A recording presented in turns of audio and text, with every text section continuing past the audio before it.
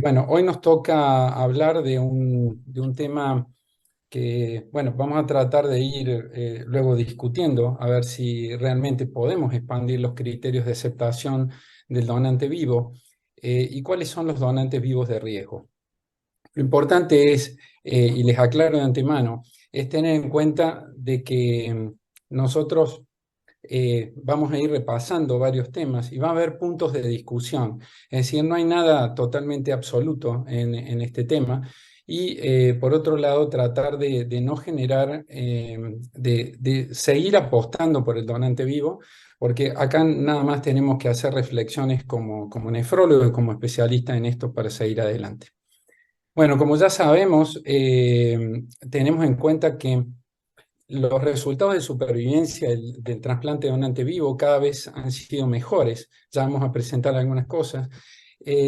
Y planteamos expandir los criterios de aceptación. ¿Y esto está basado en qué? En que tomar pacientes como pasa en la Comunidad Europea, de donde hay edad avanzada, un filtrado de glomerular un poco más en rango bajo, o algunas alteraciones metabólicas de las cuales abundan dentro de las pandemias en donde estamos involucrados en la población general. Pero teniendo en cuenta que debe haber una protección integral del donante y debe haber una priorización de su seguridad para, de esta forma, activar el trasplante de donante vivo, que es la idea que tenemos. Entonces, dentro de la aceptación del donante, tenemos que convivir con un análisis exhaustivo de la función renal y tener en cuenta que la población general que puede ser posiblemente nuestro donante, que es seleccionada, va a depender de la edad, de la diabetes, del síndrome metabólico, de la obesidad, que son verdaderas diabetes, hipertensión y obesidad. Hoy en día son las verdaderas pandemias con las cuales convivimos plenamente, la prediabetes y también los tumores. Esta evaluación minuciosa con una decisión individualizada, ese es el camino. ¿Por qué el donante vivo? Porque es la mejor opción de tratamiento posible para la enfermedad renal avanzada, y es costo efectiva. A medida que se incrementan los trasplantes renales en el mundo, se ha logrado una mejor supervivencia. Recientemente Emilio Poggio nos ha ilustrado acerca de eso, que ya lo vamos a ver. Es un pool importante de donantes que equilibra las necesidades insatisfechas y el gran desbalance que existe en un incremento permanente y sostenido de la lista de espera, en el cual todavía aún se sigue muriendo muchísima gente en lista de espera, y eso es lo que tenemos que tener en cuenta. Y por otro lado, es importante la alternativa de tratamiento de pacientes sensibilizados, tanto con el trasplante renal agua incompatible como trasplante renal cruzado.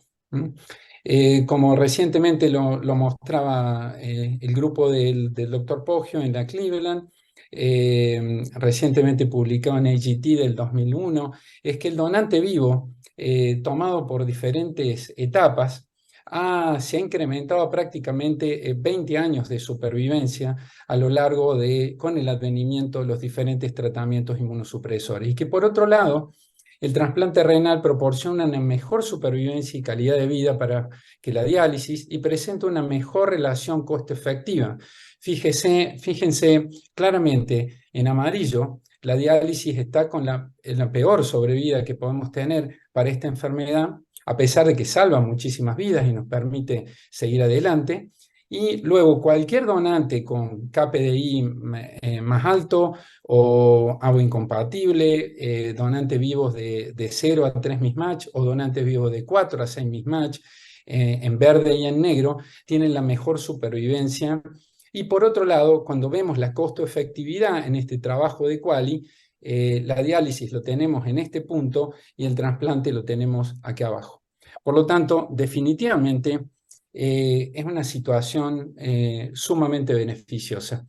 A pesar de ello, sabemos que el donante vivo depende de la comunidad médica, el estímulo, el análisis y todo lo exhaustivo que podemos hacer para cubrir las pequeñas necesidades, porque fíjense, solamente cubrimos, esos son los datos de donación de 2021, son los más recientes, estamos hablando de 92.500 trasplantes renales, pero estos trasplantes definitivamente no alcanzan.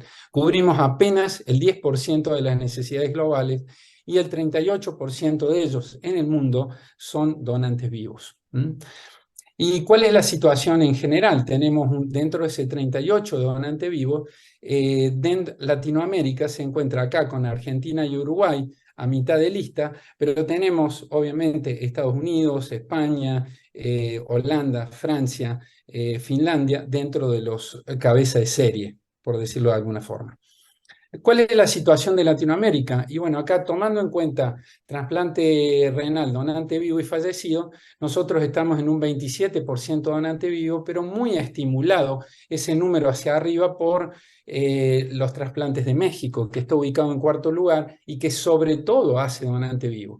En la Argentina, Uruguay y Brasil la situación es diferente, un poco menor, y en el resto de Centroamérica y Latinoamérica en general, ustedes pueden ver acá, se destaca Argentina y Uruguay con 27 y 26 tasas de donación, luego le sigue Brasil, luego Colombia y México es muy importante, sobre todo en el donante vivo. Entonces, en la evolución, estos son datos que me proporcionó Mauricio Roldán de PAJO, de la Organización Panamericana de la Salud, en donde Uruguay y Argentina están dentro de los primeros lugares en lo que cuando se toma tasa de donante fallecido y vivo juntos. La situación argentina, bueno, publicamos con la doctora Buciñano recientemente esta perspectiva global del trasplante y estamos hablando de un 31% representa el donante vivo en la Argentina. Estos son datos de un análisis global que hicimos hasta el 2018 con una sobrevida tanto donante fallecido como donante vivo muy aceptable, tanto de paciente como de injerto. Por lo tanto, creo que en relación a la diálisis, donante fallecido, donante vivo, obviamente que el donante vivo es la mejor opción. Y por eso es que nos presentamos en este desafío de que los donantes puedan empezar a tener criterios donde tener en cuenta si realmente podemos incrementarlos. Bueno, les puse a nivel general todas las guías que tenemos disponibles, la guía británica, las CADIGO, la guía canadiense y otra guía europea, en donde ahí se tienen en cuenta, creo que las dos primeras, la británica y las CADIGO, son de las más importantes. Luego las CADIGO se hizo una revisión que estuvo a cargo de Emilio también, con Didi Mandelbrot, en donde ellos pudieron analizar cuáles eran los criterios. Y por último, les recomiendo, altamente recomendable, guiada por la doctora Crespo y el doctor Frutos, las guías españolas, las guías de recomendación de donante vivo, en donde realmente han hecho un análisis muy exhaustivo de toda la información y la literatura. Compartimos dentro de los score o cálculos de riesgo, se basa en 3 estudios muy importantes, que son los estudios más importantes. No se han hecho otros estudios que los vamos a ir viendo a lo largo de la presentación. El estudio de Graham, publicado en New England Journal, el estudio de Ibrahim, con proyección a 5 años, en intervalos de 5 años, pero hasta 40, de qué sucedió con los donantes, y el estudio de Masi, del grupo de Doris Sager, por 20 años de seguimiento. Por lo tanto, Lenti, en su libro de Donante Vivo, habla de las perspectivas de riesgo, y estas perspectivas de riesgo se comparan a la población de los donantes, que son altamente seleccionadas, con la población general no donante, lo cual se cometen muchos errores a la hora de machear. Es difícil machear en aquellos controles generales no donantes porque hay es una bolsa muy grande de pacientes, y por otro lado, versus los no donantes saludables, aquellos que se han hecho controles. No toda la población se controla, por lo tanto, eso es uno de los elementos a tener en cuenta. ¿Cuáles son los riesgos del donante? El riesgo de la mortalidad asociada a la nefrectomía. En este momento la nefrectomía laparoscópica es la indicación. Mínimo, esto es mínimo, el riesgo de complicaciones graves es muy pequeño y predecible, se habla del 0,03%. No se ha demostrado un incremento a largo plazo de la mortalidad en todo caso, en un riesgo incierto o remoto, el riesgo de enfermedad renal crónica avanzada existe, aunque es muy pequeño en términos absolutos, y lo vamos a ir viendo a lo largo de los diferentes tópicos de discusión que vamos a tener. De modo que un evento es un evento improbable y no se produce a muy largo plazo. Por lo tanto, ¿cuáles son dentro de los criterios de exclusión aquellos que son de mayor relevancia? Bueno, el análisis de la función renal sin duda es muy importante. ¿Por qué debo preocuparme por la función renal? ¿Cuál es la función renal adecuada para ser donante? ¿Cuál es la evolución de la función renal después de la donación? ¿Y esto es suficiente? ¿Y qué pasará con el donante en el futuro? Bueno, son todas estas preguntas, se fueron preguntando en las guías españolas, lo cual es tener en cuenta los factores de riesgo: hipertensión, diabetes, glomerulonefritis para la población más joven, el tamaño renal, la simetría funcional, los ejes vasculares, si tiene litiasis, si hay quistes, por supuesto la proteinuria, la albuminuria, la microhematuria, que suele ser un tema importante, el riesgo litiásico, y por otro lado el riesgo genético, que viene con muchísima fuerza y que todavía no está claro en cuanto a qué recomendaciones podemos dar. Si tenemos en cuenta a filtrados menores de 60, ya en el estudio de Graham, publicado en New England, muestra que estamos hablando casi, menos de 60, estamos hablando casi del 600%, o quizá un poquito menos, más de posibilidades de tener, con un riesgo relativo de 6.6, de tener insuficiencia renal. Por lo tanto, nuestro objetivo es que el donante posea a largo plazo un filtrado que no comprometa ni su salud ni su esperanza de vida.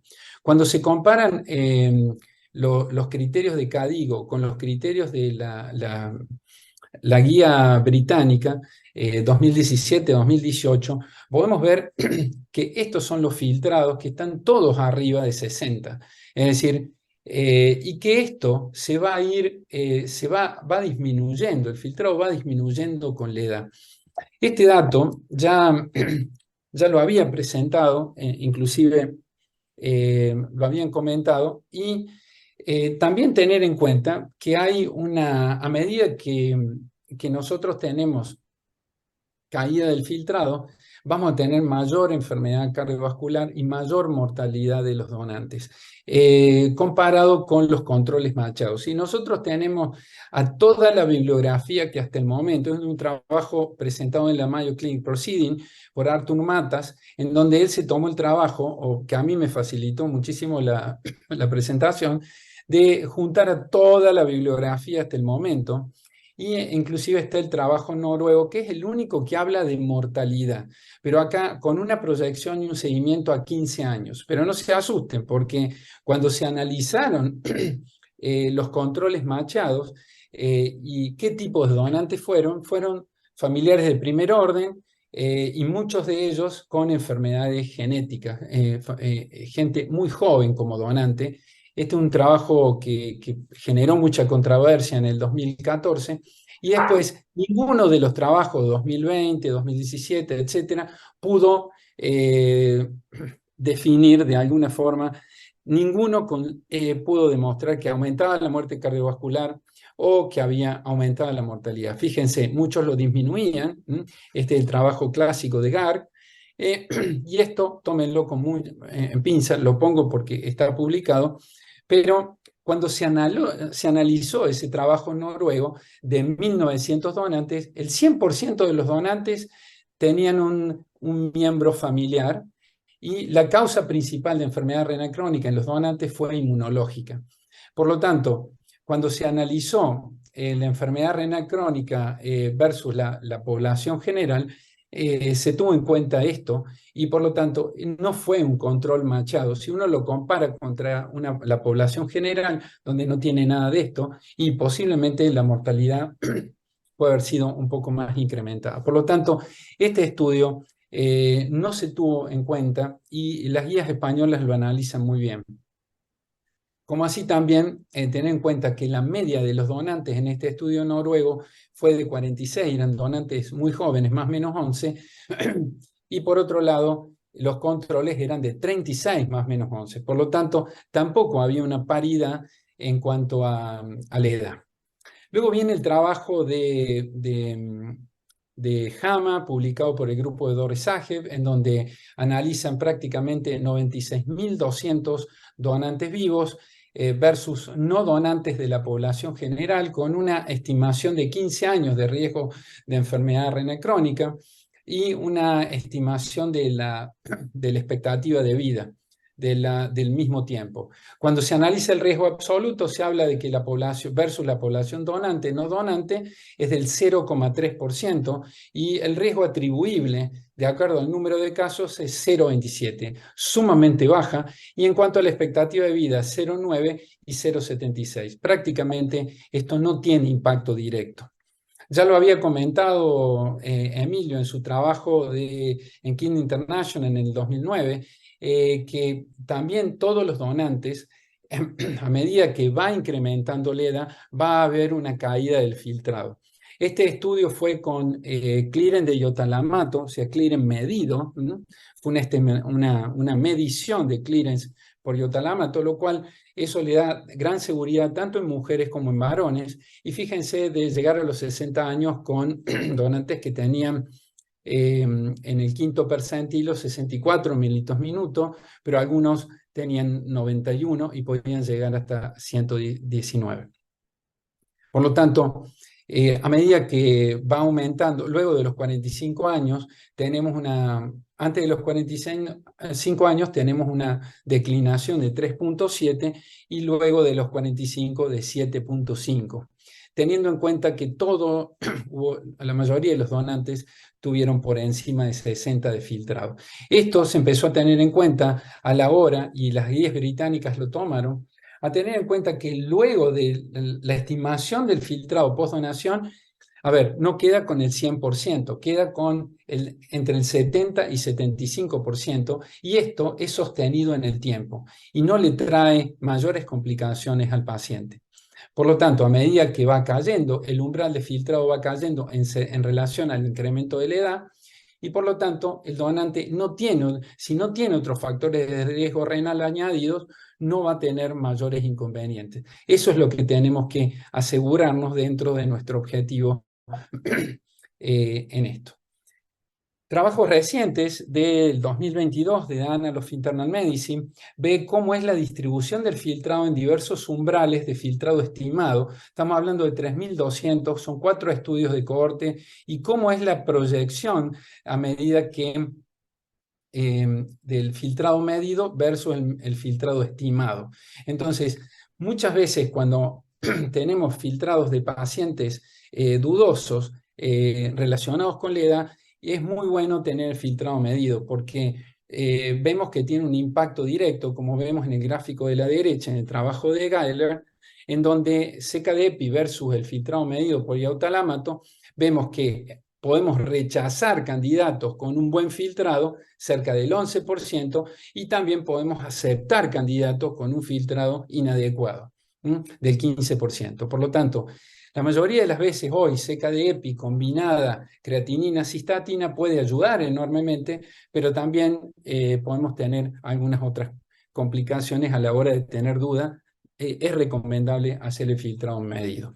Entonces, como dijimos, luego de la donación baja inicialmente el filtrado, luego se incrementa un poquito, y luego de la proyección en aquellos en violeta donantes sin primer grado de parentesco con enfermedad renal crónica, es apenas por encima. Hay una caída del filtrado, pero se sostiene bastante en el tiempo. Eso nos da bastante tranquilidad. De la misma forma, este excelente trabajo elegante de Kaczynski, en donde ve los cambios de filtrados en los controles, y cuando analiza los donantes, prácticamente los donantes que estuvieron muy controlados, estuvieron muy bien seguidos, los donantes es diferente y mejora la población general sana, a la población general sana. Por lo tanto, y el trabajo de Giller, de acuerdo a grupos etarios menos de 45, 45 a 55 y más de 55, se mantiene el filtrado glomerular. Por lo tanto, luego de eso, en otro trabajo en donde se realizó biopsia de 807 donantes para ver qué criterio era el que marcaba la predicción de si esos pacientes iban a hacer insuficiencia renal o no.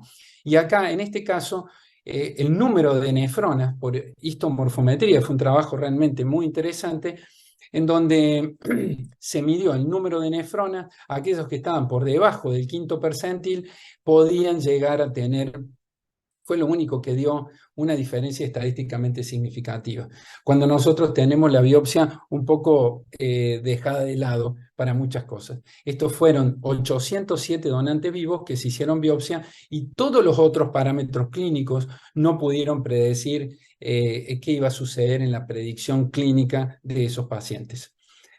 Como sabemos, existe esta calculadora de riesgo basada en este trabajo de Graham que se publicó en New England, en donde fueron muchísimos pacientes, en donde tenemos prácticamente en ese metaanálisis múltiple de seguimiento, en donde podemos tener en cuenta muchos factores de riesgo, caída del filtrado, presión arterial, todo eso, y con eso lo ponemos en la calculadora y nos va a dar un estimado, una proyección estimada del riesgo de enfermedad renal crónica. Esto está en Transplant Model, que está accesible a todos. Entonces, el riesgo, y en este trabajo habla del riesgo de enfermedad renal crónica estadio avanzado después de 15 años postdonación. Tenemos el trabajo americano y el trabajo noruego. Entonces, un solo paciente de 245 en el trabajo noruego fue el que realmente tuvo un problema con un riesgo atribuible bajo, y de la misma forma, y 370, uno de 370 para el otro trabajo. Por lo tanto, es sumamente baja. A lo largo del tiempo, lo mismo presentó, siempre tener en cuenta que los donantes jóvenes van a ser más expuestos a mayor tiempo de riesgo y la incertidumbre es mayor, y algo menor en aquellos pacientes mayores de 50. Es un dato muy interesante a la hora de tomar en cuenta esto. Y para cerrar este tema, se sugiere a través de la guía española un cierto algoritmo: menos de 35, filtrado más de 90, ausencia de factores de riesgo, donante ideal. Por lo tanto, vamos directamente a ausencia de factor genético, lo cual lo tienen en cuenta, se empieza a tener en cuenta, pero todavía no está definido, se acepta para trasplante. Mayor de 35, con un buen umbral, edad, sexo, ausencia de factores de riesgo o presencia, entonces hay que volver a analizar, se calcula el riesgo, menos de 50 con la calculadora, y se puede descartar si es más del 3%. Si es menos del 1%, se acepta. Y si es entre el 1 y el 3% dentro de la calculadora, se tiene en cuenta la decisión individualizada. Es solamente una sugerencia y me pareció bastante acorde. A lo largo del desarrollo de la vida de un paciente, mientras más joven, más posibilidades de hit, más posibilidades de injurias adicionales con reducción de la masa renal puede tener. Y si tengo 50 años ya, si no lo tuve hasta ahí, y posiblemente no lo tenga. Entonces, las caídas de filtrado y el empeoramiento de la insuficiencia renal vienen por, y si tenemos un donante bien controlado, y bueno, es lo ideal. Como dice siempre en sus presentaciones, que la vengo siguiendo hace muchos años, sé que es amiga de Emilio, Jane Tan, la donación renal es segura y nosotros hacemos todo lo necesario para que sea segura. Siguiendo con los puntos de discusión, ya aclarando los temas de filtrado, la exclusión, los criterios de exclusión para donante vivo más clásicos son la obesidad, hipertensión, diabetes e intolerancia a la glucosa. Cuando vemos la obesidad es como una gran locomotora que lleva atrás numerosos vagones, como la diabetes, el síndrome metabólico, la enfermedad grasa hepática no alcohólica, con múltiples complicaciones, incluido aumento de factores de riesgo, neoplasias, y por supuesto que lleva a la muerte. Por lo tanto, a medida que nosotros tengamos mayor peso. Fíjense que tenemos tres curvas, menos de 30 de Body Mass Index, entre 30 y 35, o 34,9, y más de 35, aumenta la incidencia más de 35 de diabetes, aumenta la incidencia de enfermedad cardiovascular, como estamos viendo acá en el gráfico de la izquierda hacia abajo. Aumenta la hipertensión, tanto para los dos grupos de mayor peso en más de 30, de Body Mass Index, y por otro lado aumenta, por supuesto, la enfermedad renal crónica. Estos son trabajos de Ibrahim recientemente publicados en JASN. De la misma forma, cuando nosotros vamos a este metaanálisis de 31 estudios para ver el riesgo de los donantes asociado a la donación, podemos ver, teniendo en cuenta la edad, más de 60 y menor de 60 años, o más de 30 y menos de 30 de Body Mass Index, a medida que menos Body Mass Index o índice de masa corporal tenemos, menor riesgo, por debajo de 0, y a medida que más edad tenemos, mayor riesgo por encima de 0. Por lo tanto, para sexo y edad, para sexo y raza, si bien es una construcción cultural, no se asocia al declinamiento del filtrado, por lo menos en este estudio de Bellini, que está recientemente publicado en British Journal.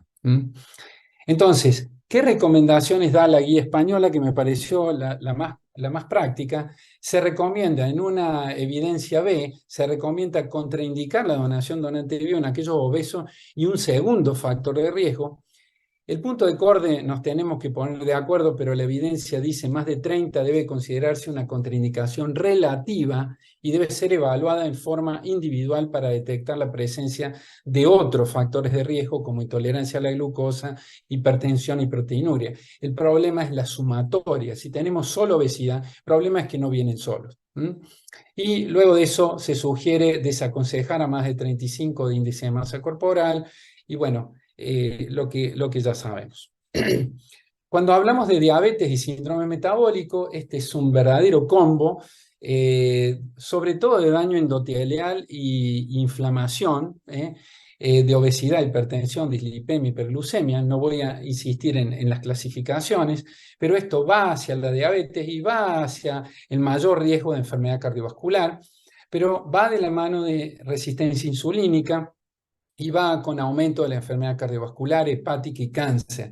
Y esto da mayor mortalidad y, por supuesto, mayor insuficiencia renal, porque ya hay estudios que lo han demostrado.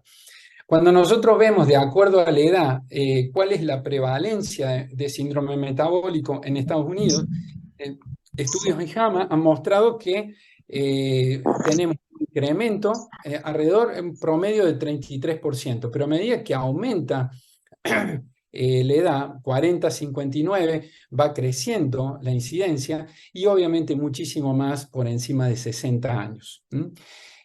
Como así también en estudios de biopsias de síndromes metabólicos asociados a los cambios en la función renal, como vemos, pacientes sin síndrome metabólico, 258 pacientes, sobre un total de 410 estudiados, en 12,2% tenían síndrome metabólico. Aquellos con síndrome metabólico que se les hicieron biopsia mostraron una diferencia estadísticamente significativa, con mayor glomerulosclerosis, con mayor IFTA y con mayor arteriosclerosis. Y de la misma forma lograron una diferencia estadísticamente significativa para los controles no síndrome metabólico versus metabólico, casi a los 2 años, que fue estadísticamente significativa. Por otro lado, ¿cuáles son las complicaciones renales? Cuando analizamos diabetes versus no diabetes, postdonación, de 400 donantes, 7,7 desarrollaron diabetes. Por lo tanto, en un seguimiento de 17 años, un estudio muy interesante en donde Ibrahim muestra que luego de los 10 años hay una caída de la filtración medida para aquellos pacientes que desarrollan diabetes, lógicamente. Y si a la diabetes le sumamos un factor de riesgo como la hipertensión, o cualquier otro de los asociados como tabaquismo o mayor edad, también presenta exactamente lo mismo luego de los 10 años. Por lo tanto, si tenemos en cuenta la hemoglobina glicosilada y el índice de calcificación aórtica para ver como un daño histopatológico preexistente de 183 donantes, 156 controles y 27 cambios crónicos, fíjense que a medida que aumenta la hemoglobina glicosilada, aumenta los episodios de calcificación. por lo tanto, y en un trabajo recientemente publicado. Por lo tanto, esta resistencia insulínica y esta va a llevar a la reducción de la masa renal.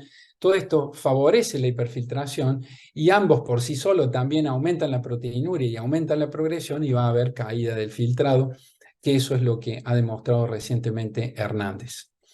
Bueno, no voy a insistir en los criterios de diabetes, todos lo conocen. Hay que tener en cuenta los factores de riesgo, la historia de diabetes familiar, la obesidad más de 30, mujeres con diabetes gestacional, ingesta de alcohol. Las 3 pruebas clásicas, prueba de tolerancia, la glucosa en ayunas y hemoglobina glicosilada, para avanzar. ¿Y qué criterios dicen las guías? Se recomienda la determinación de glucosa basal y hemoglobina glicosilada y se recomienda realizar test de sobrecarga en aquellos pacientes que tienen factores de riesgo o diabetes gestacional o historia familiar. Están excluidos, obviamente, los diabéticos tipo 1 y en general los diabéticos 2 están excluidos, pero puede considerarse en situaciones especiales. Y los prediabetes y síndrome metabólico, una decisión más individualizada. Cuando tomamos el estudio de Graham, vemos cuál es el riesgo relativo de tenerlo para enfermedad renal crónica, estamos hablando casi del 300%, lo cual no es despreciable. Y este es el algoritmo propuesto para si tengo más de 126 en ayunas, lógicamente, o una prueba de tolerancia, no hay discusión, vamos directamente a controlar ese factor de riesgo, y si la prueba de tolerancia a la glucosa nos va a dar un panorama en aquellos pacientes donde no esté claro si tienen aumento de glucosa en ayunas. Y por último, ver qué hacemos con la hipertensión. Evaluar la presión arterial usando técnica correcta, al menos en 2 diferentes ocasiones. Puede utilizarse MAPA, si la hipertensión se debe tener en controles de la presión arterial. Si son donantes no afroamericanos con buen control de la presión, sin daño de órgano blanco, pueden considerarse como donante. Acá lo podemos ver en este estudio de Mandelbrot, en donde en el 2017 la gran mayoría tenía control de la presión arterial tomando una droga, es decir, 63.8%, esta era la situación en Estados Unidos en ese momento, y el 8.7% aquellos tomaban ya dos drogas. Este es otro trabajo de Cleveland, del grupo de Poggio, en donde también se ven cómo tomamos la presión. Es decir, ellos tomaron 772 donantes, en donde fue un estudio de un solo centro, y se logró tener un cutoff Joint National Committee y otro de Sociedad Americana con 16% versus 34% de acuerdo al criterio que se tome, y lo hicieron con medición simple en la oficina y también con medición automatizada, lo cual se hacen 5 tomas seguidas sin la presencia de ninguna persona, tanto en aquellos que tenían cutoff óptimo como aquellos que tenían por encima. Por lo tanto, es importante saber cómo medimos la presión y el impacto que tiene en el filtrado glomerular y en la microalbuminuria. A medida que tenemos pacientes hipertensos, vamos a tener mayor posibilidades de tener daño de órgano. Cuando vemos las CADIGO, hablamos de que más de 140-90, 1.8% de la población de donantes, más de 130-85, 6.2%. Los donantes que usan 2 o más medicamentos están cerca del 2.3%, y la hipertensión fue más común siempre en donantes con un alto Body Mass Index. Bueno, esto es similar a lo que mostró Emilio en su trabajo. La medición entonces la podemos hacer simplemente en la oficina, con la medición bien realizada, en forma automatizada también en la oficina, que es muy interesante, pero no contamos en Argentina con muchos aparatos que estén disponibles.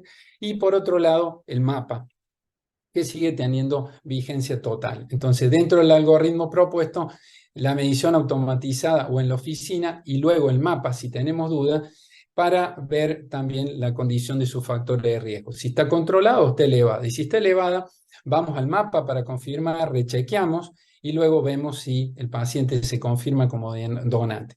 En más de 40 años tendremos en cuenta los otros factores de riesgo.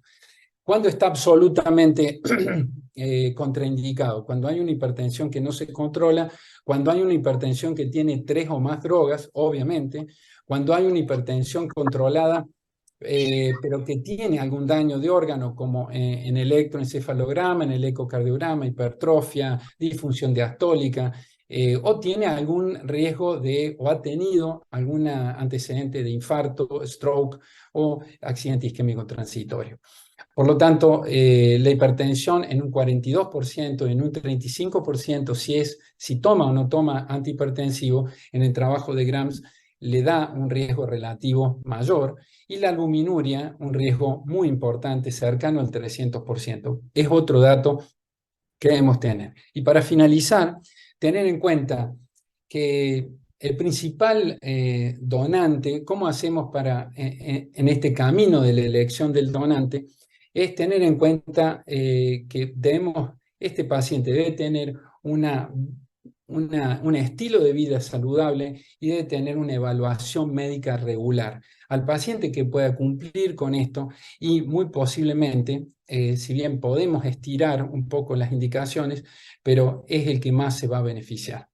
Y como conclusiones, la edad no está una contraindicación absoluta de donación, como vimos, en donde hay que ajustar a filtrado. El binomio edad-filtrado glomerular, con sus comorbilidades correspondientes asociadas, es una decisión individualizada, y ahí pasamos a que sea muy necesario, como vemos, la medición del filtrado con iotalamato, posiblemente, por lo menos en Córdoba, se puede acceder a eso.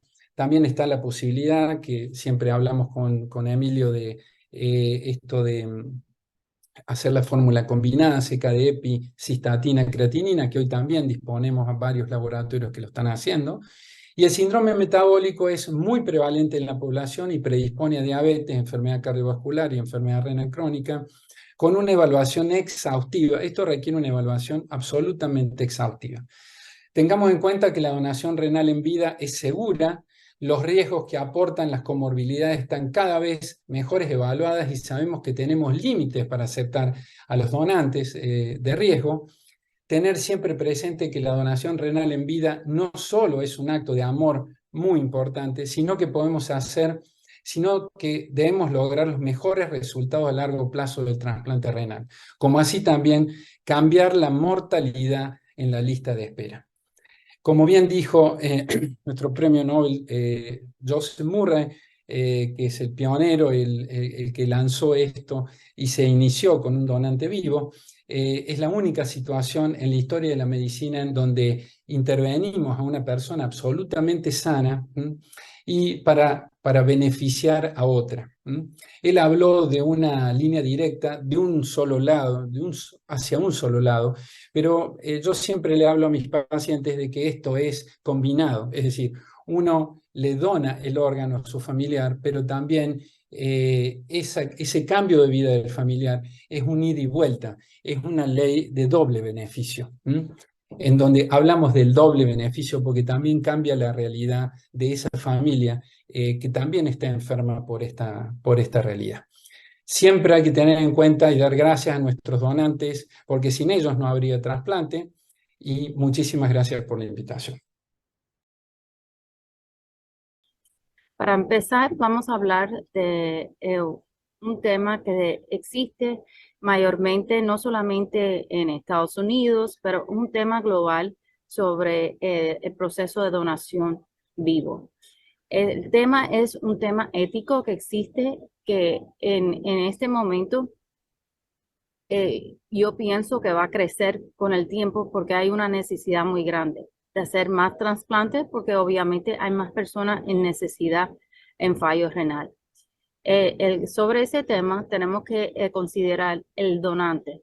Si hay momentos dados que lo están manipulando para que siga el proceso para donación, o es su propio deseo seguir en este momento.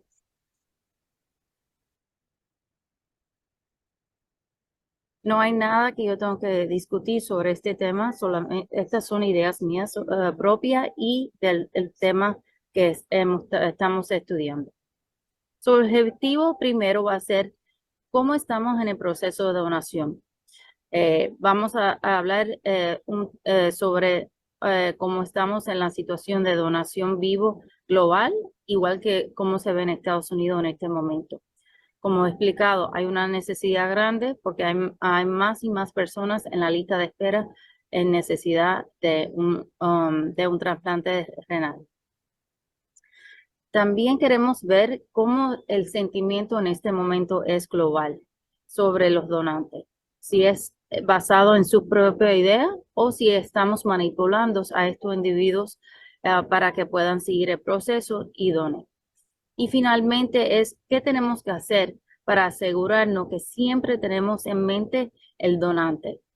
Y principalmente hay dos ideas que tenemos que estar todos en acuerdo. Educación e innovación para ayudar más y más los donantes. En este momento, uno ve en esta figura que todos el mundo queremos llegar al punto que podemos trasplantar más y más individuos. Para hacer eso, de verdad que no tenemos mucha opción, porque los cadáveres, los números más o menos siguen igual.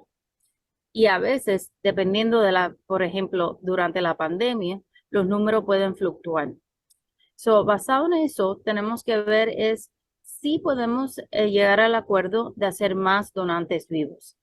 Si ves la flecha en este momento, Argentina sí está más o menos en el punto que donación vivo y el cadáver están más o menos igual. Ahora, la idea es seguir subiendo el número de donantes vivos para llegar al punto que podemos trasplantar más individuos.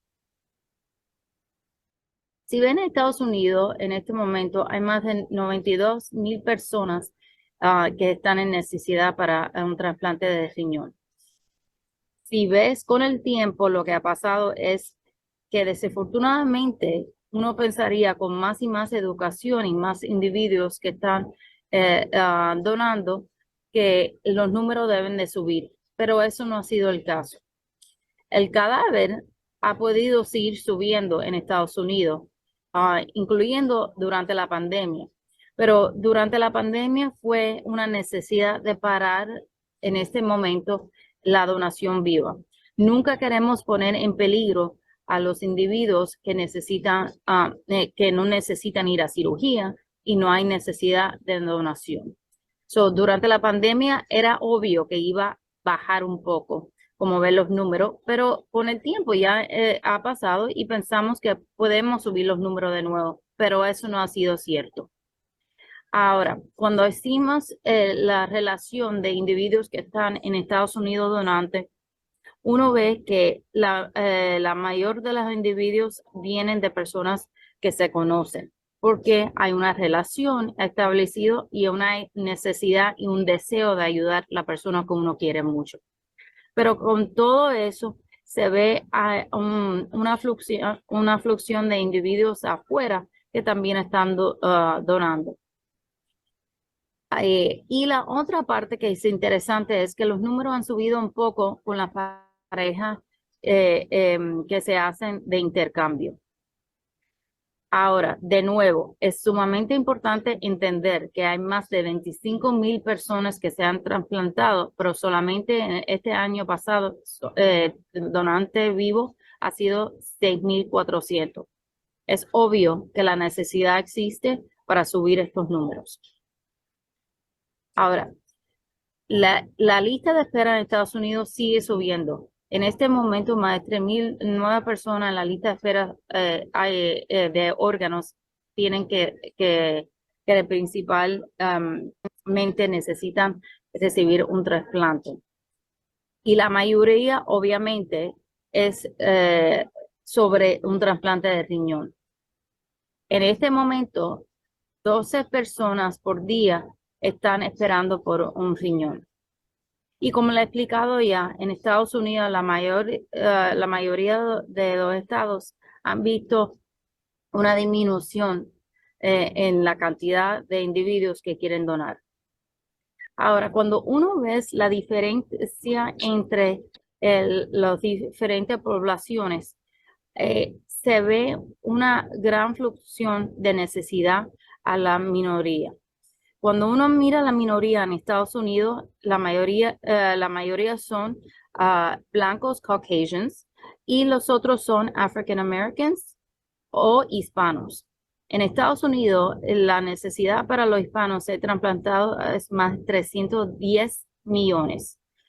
En los hispanos es 16.3% que hace la gran mayoría de la minoría en Estados Unidos. Es la población más grande creciendo en Estados Unidos, con más de 43% en esta década pasada que han subido en necesidad para trasplante. Es obvio que tenemos que ayudar a esta población, igual que la otra parte de la minoría como African Americans. ¿Qué tenemos que hacer para aumentar y trasplantar más individuos que son hispanos? Si ve uno en Estados Unidos, que dependiendo en qué área uno vive, obviamente la necesidad es distinta. Siempre de los porcentajes de individuos que son trasplantados y lo que van a ser donantes, se ve la gran cantidad en Estados Unidos que son Caucasians. Ahora, los hispanos y los African Americans, eso no es cierto. Aunque uno quisiera hacer eso, la mayoría de donantes no ha sido el caso.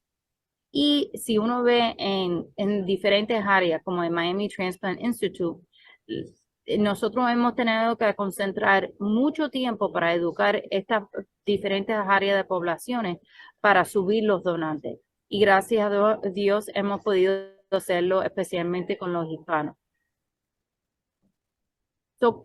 ¿Qué barreras existen para donación? Es obvio, dependiendo de diferentes culturas, que tenemos que averiguar cómo educar a estos individuos para subir estos números. También hay muchas ideas falsas que existen de donación. Y al resultado de eso, las diferentes poblaciones en Estados Unidos han cogido mucho miedo. Igualmente, ¿cuál ha sido el cuidado de los donantes mayormente con el tiempo? Muchas personas tienen miedo que si donan van a tener un problema con su salud, hasta el problema de si los seguros van a cubrir. Tenemos que educar para que las personas no cojan ese miedo y todas esas ideas falsas se puedan eliminar. Sobre el tema de cuidado de donación de largo plazo, ha habido dos estudios, uno en Estados Unidos y uno que viene de Noruega. Estados Unidos ha sido muy obvio que con el tiempo que los donantes que se han escogido han vivido mucho más tiempo, igualmente que el riesgo de fallo renal ha sido mínimo. Pero en el estudio de Noruega no ha sido tan claro. Al resultado de esto, nosotros en el Miami Transplant Institute hemos hecho un meta para tratar de eliminar estas ideas falsas, igualmente para educar y dar cuidado especial a las diferentes culturas. La solución para nosotros, al resultado de tener tantos hispanos en nuestro instituto en necesidad de trasplante, hemos hecho un Hispanic Transplant Program, igual que Dr. Cáceres ha hecho en Northwestern, para tratar de ayudar y aumentar los números de donación. Igualmente, se ha visto en la área global una misión distinta y ha sido un proceso adecuado para evaluación de todos los donantes vivos.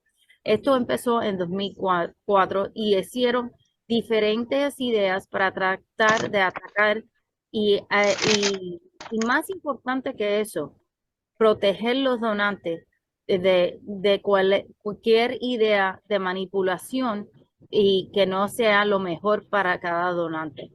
Han hecho consenso que cada trasplante que se hace vivo, el donante tiene que tener su médico, su examen físico, todo diagnóstico, psicológico y trabajador social que estén adecuados, asumiendo responsabilidad para cada donante. El informe es lo más importante. Ahora, cuando hemos estudiado más en detalle en diferentes áreas global, ha habido diferentes ideas de cómo mejorar y ayudar a los donantes. En Italia, precisamente, han hecho un commission, un third party commission, que es independiente del equipo de trasplante, solamente cuidando el donante y verificando que ha recibido el donante la educación adecuada para asegurar que no hay ningún tipo de coerción del donante. El análisis que ellos han hecho refleja que la importancia de siempre tener este third party commission. Ahora, en UK, especialmente, ellos estaban viendo un problema en las poblaciones con socioeconómicos baja. Al resultado de eso, ellos decidieron estudiar 3 diferentes maneras de cuidado de donantes. Uno de ellos fue el Home Educational Model, que iban a las casas especiales de los donantes, hablaban con las familias de los receptores y donantes mutuamente para educar toda la familia junta y ayudar para dar el soporte necesario para cada donante a hacer una decisión. La otra manera es el Transplant Candidate Advocate. Hay solamente como un tercer individuo o un tercer equipo cuidando del donante y ayudando día a día ese donante. Y la tercera manera se llama el modelo noruego. Cuando se ve el Transplant Candidate Advocate Model, ese es el que se usa en Estados Unidos, incluyendo nosotros el Miami Transplant Institute, hay siempre un individuo afuera del equipo de trasplante que está cuidando el donante y asegurando que no solamente la educación, pero que el consentimiento está adecuado y siempre está disponible del principio de la evaluación hasta después de donación, para ayudar y dar el soporte necesario. Ahora, con el modelo noruego, uno ve que hay un problema. Aunque puede coger más y más individuos porque cogen la información del donante a base del receptor, esa información hay problemas que algunas veces se puede ver que hay manipulación. El receptor siempre quiere coger un trasplante y lo quiere recibir lo más pronto posible. Si toda la información está viniendo del donante con el receptor, puede haber momentos de confusión y hasta manipulación. El miedo del modelo noruego, aunque puede aumentar los números mucho más rápido, es que hay manipulación en esos momentos.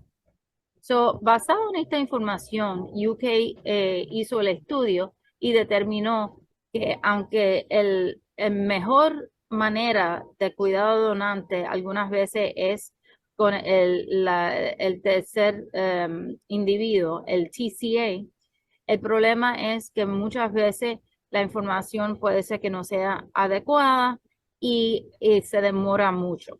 Ellos determinaron que la mejor cosa sería como casi el home model, que sí, hay individuos de afuera ayudando a educar y asegurar que hay informes adecuados para el donante, pero a la misma vez es más inclusivo y el nivel de educación es más alto para asegurar diferentes maneras de llegar a la información.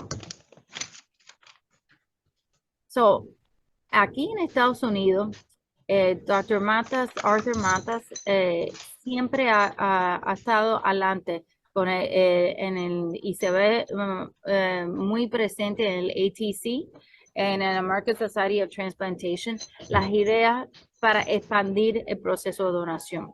Ha sido un poco controversial las ideas porque aunque nosotros seguimos el modelo de TCA, una pareja o varias parejas ayudando al donante que es afuera del equipo de trasplante, pero el sentimiento es que no es justo algunas veces el proceso entero de donación. Es decir, que algunas veces los donantes tienen que viajar, se están cogiendo el tiempo de su trabajo y su familia. ¿Por qué no hay manera de ayudar a estos donantes un poquito más? Y se puede hacer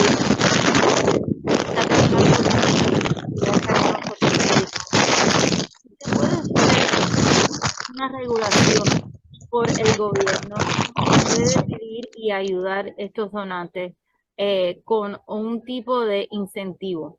El incentivo puede ser de finanza para ayudar con su momento en el momento de donación para cubrir los costos de viaje y de otro nivel de asistencia para vivir en diferentes lugares si tienen que viajar, igual que el tiempo que se están cogiendo del trabajo. Ahora, de nuevo, no puede haber intercambio de dinero en sí. Tiene que ser un fixed incentive. Este momento no existe en Estados Unidos ese proceso, pero se está considerando si puede hacerse. Al final, la idea es, si se puede ayudar al donante, ¿por qué no? Pero no puede haber ningún incentivo que intercambio de dinero porque no queremos llegar a lo que se llama transplant tourism. Al final, no sé, las personas y la vida es sumamente importante y estos donantes están dando sus órganos, su tiempo y yendo a cirugía. No podemos usar estos individuos. Tenemos que siempre protegerlos. En este momento, como la organización global que somos nosotros de trasplante, siempre tenemos en mente el donante. Tenemos que agradecer a todo individuo que quieran hacer esta evaluación. ¿Cómo podemos hacer las cosas mejor para ellos? Educación e innovación. Esto es lo que va a promover donación en este momento en el mundo. Siempre, como sabemos, hay living related, living unrelated, altruistic, que es que en Estados Unidos existe, que se dona si la persona psicológicamente y físicamente puede donar a individuos que no conocen, y intercambio de parejas. Intercambio de parejas ha ayudado mucho, no solamente en Estados Unidos, pero en diferentes áreas del mundo para limitadamente, como en este momento, pero ayudó a expandir el proceso de donación vivo. Y al final esto ayuda a todas las personas en la lista que no tienen esa posibilidad. En nosotros internamente hemos establecido una infraestructura para el intercambio de parejas que ayuda. El consentimiento es sumamente importante. Tenemos que tener que el staffing, los individuos en el equipo que saben y pueden explicar, no una vez, pero varias veces durante este proceso. Y siempre educando y ayudando al donante.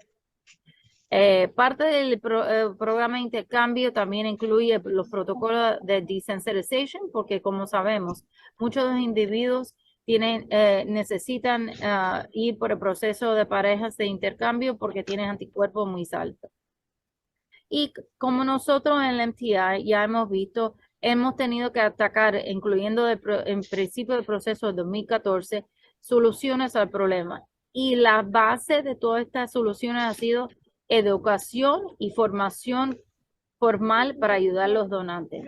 Siempre atacando y procesando siempre en mente el donante para educarlo y para que entienda sobre su cultura misma, cómo proceder con el proceso de donación.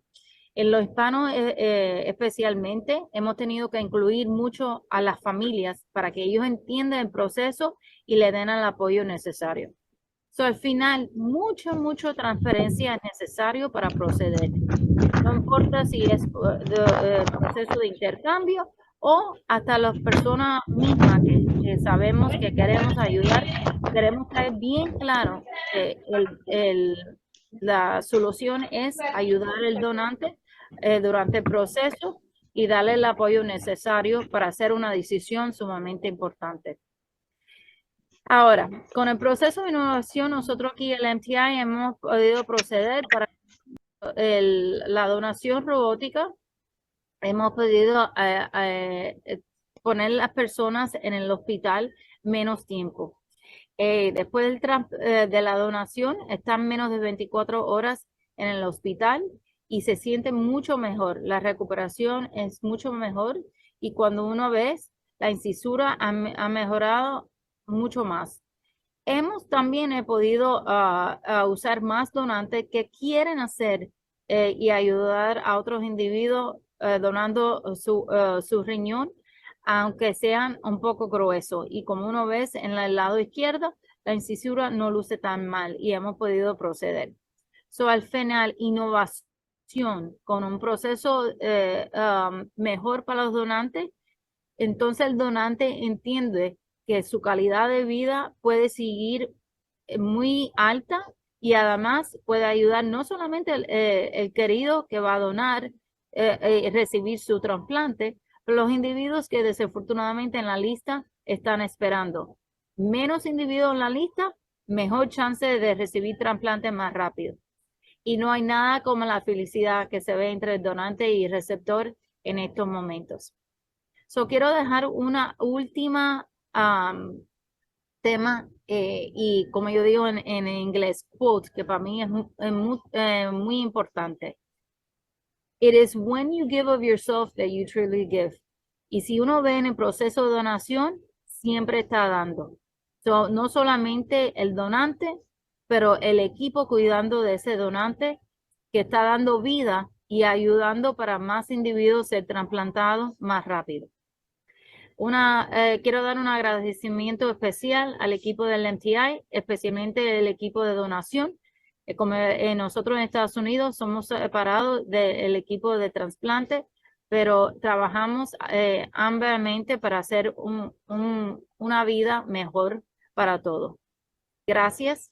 Estoy disponible para preguntas luego.